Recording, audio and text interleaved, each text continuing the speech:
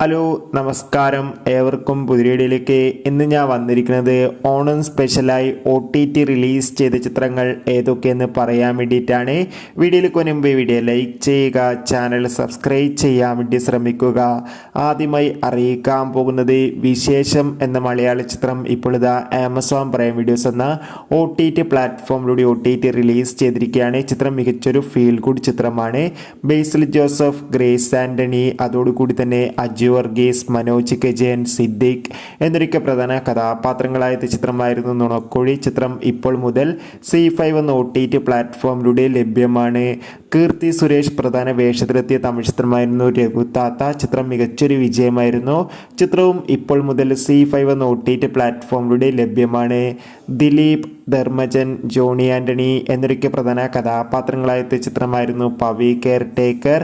ചിത്രം ഇപ്പോൾ മുതൽ ഇതാ നമുക്ക് മനോരമാക്സ് എന്ന OTT പ്ലാറ്റ്ഫോമിലൂടെ ലഭ്യമാണ്. അപ്പോൾ നിങ്ങൾ ഏത് ചിത്രത്തിനാണ് ഏറ്റവും കൂടുതൽ കാത്തിരുന്ന് തീർച്ചയായും കമൻറ്റ് ബോക്സിൽ രേഖപ്പെടുത്തുക. ബൈ.